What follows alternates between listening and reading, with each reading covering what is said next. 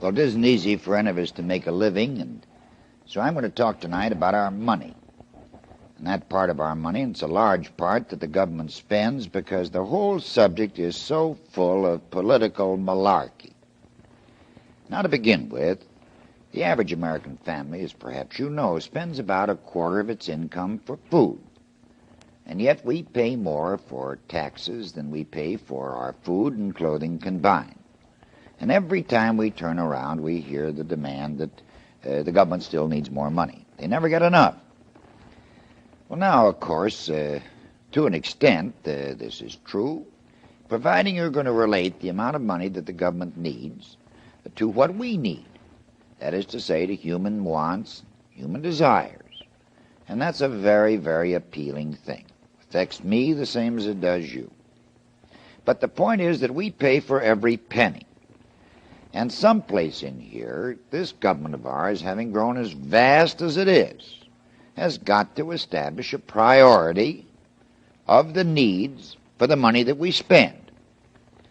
Now, better than 50%, of course, or just about 50% of our tax money goes to the Defense Department. As a matter of fact, the Defense Department gets and spends every year more than the net profits of all the corporations in the United States.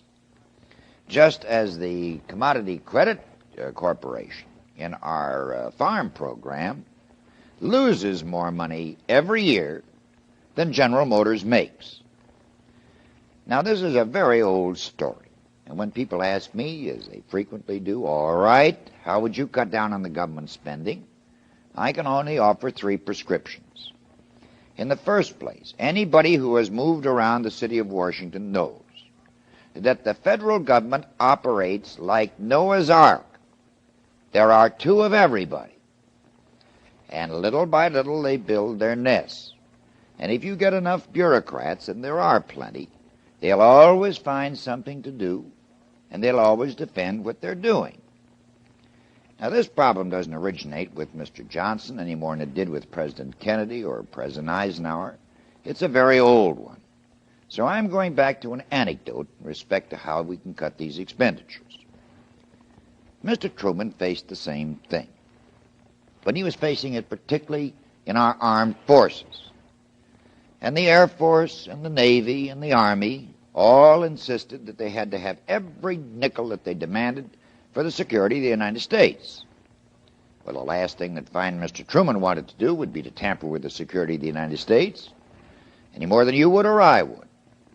As a result, he became, by his own statement, just simply fed up with trying to find out how to get these big bureaus to operate efficiently and to stay within what the public could afford to pay.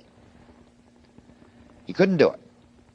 So he picked up the phone and he plucked a man out of New York who by then was president of Columbia University, General Eisenhower. And he said to him, this on General Eisenhower's own statement to me, "Will you please come down here to Washington and give me a lift?" And General Eisenhower was commissioned by the president, and he did leave Columbia University, came down here, checked in the Mayflower Hotel, and stayed in Washington for 2 weeks, and met with all his old comrades, most of them men who owed their military position to his own recommendations of the past.